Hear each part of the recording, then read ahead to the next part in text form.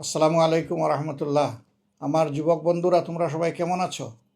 আমরা জানি জীবনের প্রথম ভোট তোমরা কালকে দিবা, পছন্দের প্রার্থীকে এবং প্রতীকে দিবা। একটা নূতন দেশ গড়ার প্রত্যয়ে, একটা পরিবর্তনের আশায় এবং একটা সুশাসনের আশায়, দুর্নীতিমুক্ত দুঃশাসনমুক্ত একটা বাংলাদেশ গড়ার আশায় আমার বিশ্বাস তোমরা এই ভোটটা উদযাপন করবা, শুধু দিবা না। এবং একাই যাবা না, ভোট কেন্দ্রের সাথে নিয়ে যাবা আপন বন্ধুকে, ভাইকে, পরিবারের সদস্যদেরকে, সবাইকে উৎসাহিত করবা। ইতিমধ্যেই আমরা লক্ষ্য করছি একটা উৎসবের আমেজ মানুষের মধ্যে লক্ষ্য করা যাচ্ছে এবং তারা সবাই পরিবর্তন চায়। বিশেষ করে রাজধানী ঢাকা অনেকটা ফাঁকাই হয়ে গিয়েছে বলতে হবে। মানুষ ছুটে চলেছে গ্রামের, যেখানে তার বুট, যেখানে তার বাড়ি, যেখানে তার নাড়ি, যেখানে তার আপনজনেরা আছেন, সেই জায়গায়। সব মিলেই আমাদের প্রিয় বাংলাদেশ। ইনশাল্লাহ আমরা আশাবাদী যে সকল ধরনের সংকোচ, দ্বিধা, সংশয় সব কিছুকে উপেক্ষা করে পিছনে ফেলে এদেশের মানুষ যেভাবে তাকিয়ে আছে একটা সুষ্ঠু নির্বাচনের জন্য, আমাদের কাঙ্ক্ষিত সেই নির্বাচনটি আগামীকাল 7:30 থেকে শুরু হবে। এই নির্বাচনের দুটি ভোট পছন্দ মতো যারা সংস্কার এবং পরিবর্তন চাইবে তারা অবশ্যই হায়ের পক্ষে অবস্থান নেবে, আর যারা চাইবে না তারা হয়তো নায়ের পক্ষে অবস্থান নেবে। বাকিটা সিলেকশন যার যার, কিন্তু আমরা চাই যে সবাই যেন ভোটটা উদযাপন করে। সত্যিকারের উদযাপন বলতে যা বোঝায়। আর যুবকরাই তো বাংলাদেশ, তোমাদের জন্যই বাংলাদেশ। সুতরাং তোমাদের অপেক্ষায় জাতি, আগামীর বাংলাদেশের জন্য জাতি মুখিয়ে আছে, তোমাদের দিকে চেয়ে আছে।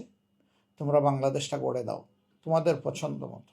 নেতা নির্বাচন করো, দল নির্বাচন করো, যারা এসে দেশের মানুষকে স্বস্তি দেবে, আর ফেসিবাদের কবলে এই দেশকে পড়তে হবে না, এমন প্রার্থী এবং দলকে সবাই মিলে দলে দলে আশা করি নির্বাচিত করব।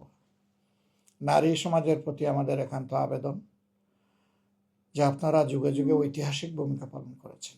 বিশেষ করে 24-এর গণ আন্দোলনে আপনাদের ভূমিকা ছিল ঐতিহাসিক।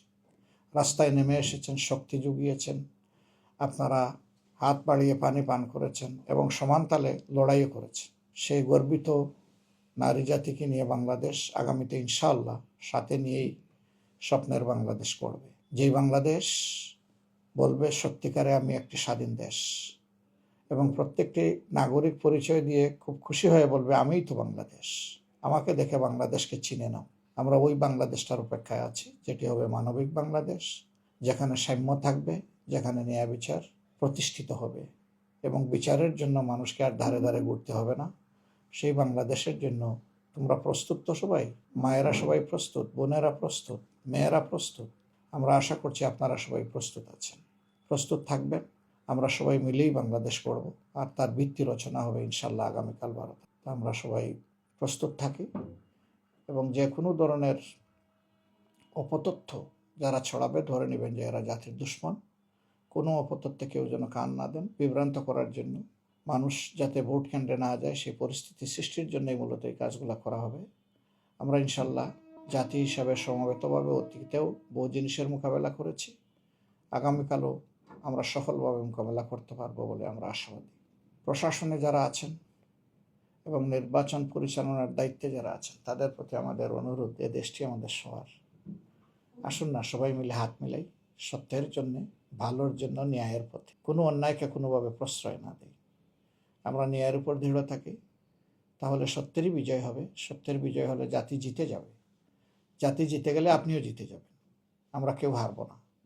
আমরা সেই বিজয়ের দিকে তাকিয়ে থাকলাম। আল্লাহ আমাদেরকে সাহায্য করুন, দেশ যাতে এগিয়ে যায় একটা শান্তিপূর্ণ নির্বাচনের মধ্য দিয়ে, যে নির্বাচনটা শুধু বাংলাদেশে নয় বিশ্ব প্রশংসিত হবে, এমন একটা নির্বাচন অনুষ্ঠানের আল্লাহ তাআলা ব্যবস্থা করে দেন। সবাইকে ধন্যবাদ। আসসালামু আলাইকুম।